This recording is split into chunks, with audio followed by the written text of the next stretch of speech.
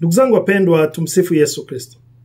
Basi ninayo furaha kubwa kabisa kualika siku ya leo katika tafakari yetu ya neno la Mungu, na leo ni siku ya 32 ya mafungo yetu ya Kwaresma.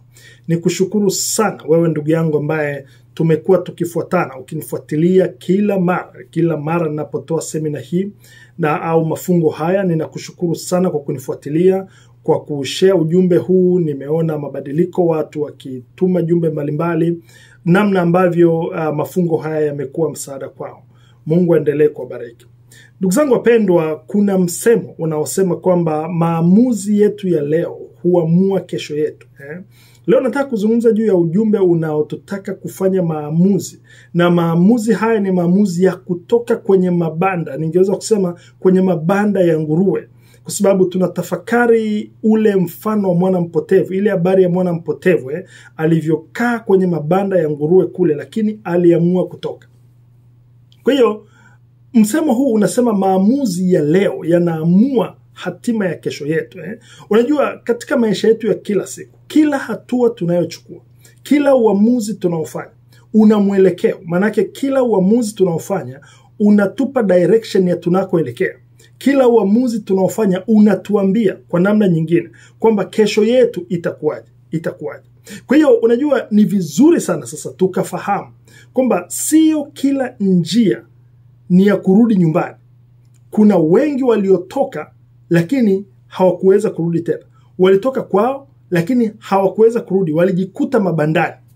Hawakujikuta mabandani ghafla, hapana. Lakini nyuma yake kulikuwa na series, kulikuwa na msururu wa maamuzi mabaya waliokuwa wanayafanya. Kuna watu leo wanalia sana kutokana na maamuzi mabaya waliofanya, kutokana na series ya maamuzi waliofanya. Kwa mfano, mwana mpotevu tunayemsoma katika Injili hii ya Luka, ile sura ya 15, mstari wa 11 mpaka wa 32, alifikia hatua ya kusikitisha sana.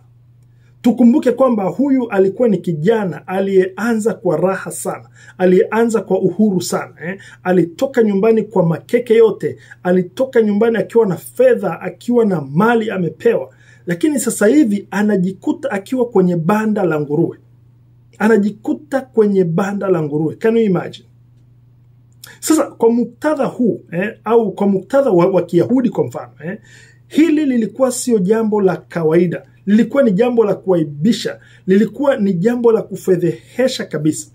Kumbuka, kwa Wayahudi nguruwe alionekana kama ni mnyama mchafu, na wote waliomgusa tu, waliomgusa walionekana ni najisi, walihesabiwa kwamba ni najisi.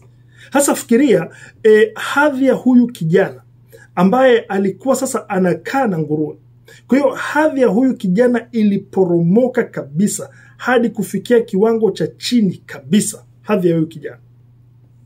Mtakatifu Bernard wa Clairvaux anatufundisha au anatufumbua macho katika hili. Anatuambia kwamba dhambi haifanyi tu moyo wa mtu kuwa mweusi, lakini pia dhambi inampumbaza mtu asiweze kuona njia ya kurudi.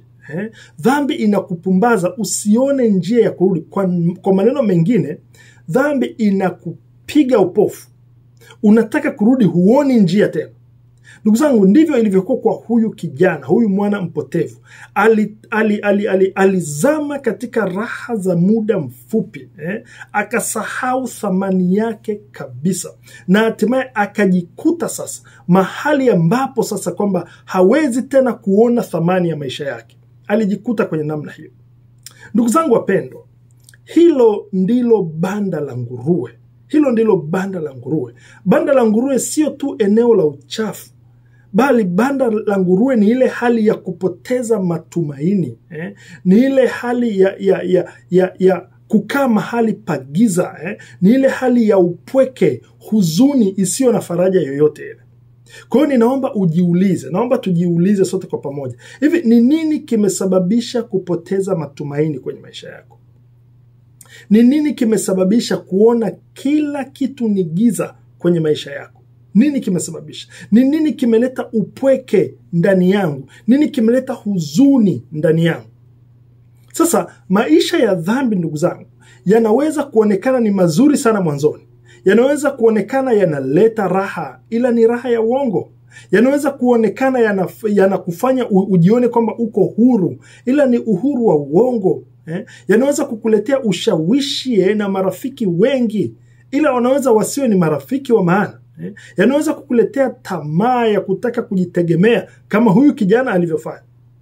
Sasa hayo yote kwa jinsi ya mwili yanavutia kwa macho kwa mwanzoni. Yanaweza kukuletea utamu wa muda mfupi, lakini mwisho wake ni machungu, mwisho wake ni majuto, mwisho wake ni kulia, mwisho wake ni masikitiko ya hali ya juu. Sasa kama hujui, dhambi huwa inaku-isolate, inakufanya okay, unaweza kuifanya na watu wengi na wengine, ila baadaye utabaki mwenyewe. Unapobaki mwenyewe unagundua nimechemka, unapata majuto wewe mwenyewe. Kwa hiyo dhambi inaku-isolate, yani unajikuta umeachwa peke yako, umepoteza uhusiano wako na Mungu, umevuruga uhusiano wako na wengine, na hata dhambi saa nyingine inakuvunjia heshima yako wewe mwenyewe.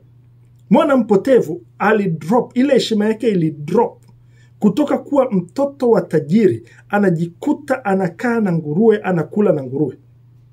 Sasa huyu kijana, huyu mwana mpotevu huyu, aliyekuwa anakula chakula kizuri sana nyumbani kwa baba yake, hebu fikiria sasa hivi anakula pumba za nguruwe. Hebu fikiria huyu kijana aliyekuwa ana kipindi yuko kwa baba yake, alikuwa na chumba kizuri cha kulala, alikuwa na kitanda kizuri cha kulala, labda kikubwa kizuri sana. Lakini sasa hivi anajikuta anaishi na kulala kwenye banda la nguruwe. Can you imagine? Kwenye banda la nguruwe. Ndugu zangu, hayo ndio matokeo ya maisha yanayoendeshwa bila hekima, bila toba, bila mwelekeo sahihi wa kimungu. Sasa swali linakuja, je, banda lako ni lipi? Banda lako ni lipi? Banda langu ni lipi? Labda ni banda la addiction.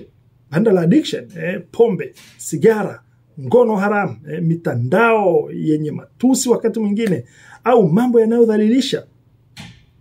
Banda lako ni lipi? Labda ni banda la hasira, moyo usiosamehe, moyo uliojaa chuki, uliojaa sumu ya kulipiza kisasi. Inawezekana labda ni banda la uongo na unafiki, kuishi maisha yenye sura mbili, Inawezekana ni banda la uhusiano mbovu, kuishi suria, unaishi suria miaka na miaka sasa. Una nyumba ndogo kila mahali, labda unaona ni fahari kuzaa watoto kila mahali na kila mtu.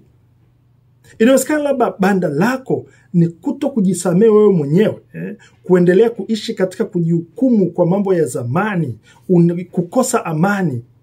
Sasa kila mmoja ajitazame. Anaweza kuwa na kila mmoja ana banda lake ambalo tunaitwa kutoka huko kwenye hilo banda. Lakini habari njema ndugu yangu ni hii, kwamba banda sio mwisho wa safari. Banda sio mwisho wa safari. Unajua mahali pa kuanguka ndipo pa kuamka. Unajua Kwa hiyo ni kwenye giza, kwa mfano, ndipo ambapo tunaanza kutafuta mwanga. Ukiwa kwenye giza. Sasa banda linaweza kuwa mwanzo wa safari ya kurudi nyumbani. Banda linaweza kuwa mwanzo wa safari ya kurudi nyumbani. Banda linaweza kuwa mwanzo wa safari ya toba kama utalitazama kwa namna hiyo. Sasa kumbuka, Mungu huwa hatusukumii katika mabanda, lakini anatupenda hata tunapojikuta tuko kwenye mabanda. Sasa huruma ya Mungu haipo mbali na banda hata siku moja. Huruma ya Mungu ipo karibu sana kuliko tunavyoweza kufikiri. Fikiria, huruma ya Mungu ilimfuata huyu kijana kule kwenye banda la nguruwe. Lakini hatuwezi tukabaki humo kwenye banda la nguruwe, tukitarajia mabadiliko. Hapana, lazima tutoke. Ndio maana inatubidi kufanya kama yule kijana alivyofanya. Yule kijana alipojitafakari, aliamua, akasema, nitasimama tena, nitaondoka, nitakwenda kwa baba yangu. Ndugu zangu, kipindi cha Kwaresma ni kipindi cha kujirudi, ni kipindi cha kujitafakari, ni muda wa kutafakari maamuzi yetu, ni muda wa kutambua banda letu binafsi na kufanya uamuzi wa kutoka kwenye banda. Huu ni muda huu. Kwa hiyo usikubali maisha yako yakaishia kwenye banda. Usikubali bwana. Umeumbwa kwa ajili ya meza ya kifalme, si kwa ajili ya chakula cha nguruwe. Wewe ni mwana. Wewe ni mwana, wewe si mtumwa bwana. Umeitwa kuwa mrithi wa ufalme. Hujaitwa kuwa mfungwa wa tamaa zako. Umeitwa kuwa mrithi wa ufalme.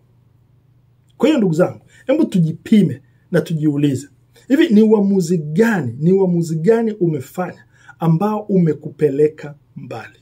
Ni uamuzi gani? Ni banda. Okay, banda lako ni lipi? Na je, uko tayari kuondoka kwenye banda? Sasa kama mwana mpotevu, usikawie.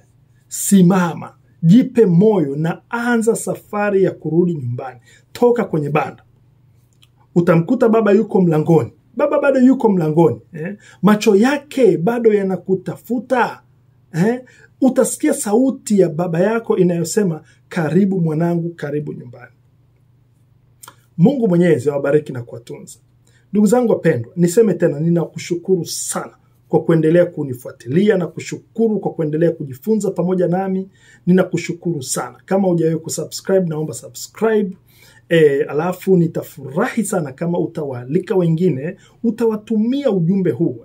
Furaha yetu ni kama watu watatoka kwenye mabanda hayo, alafu warudishe tena ile heshima ya kuitwa watoto wa Mungu. Mungu Mwenyezi awabariki na kuwatunza. Naomba share ujumbe huu kwa ndugu jamaa na marafiki.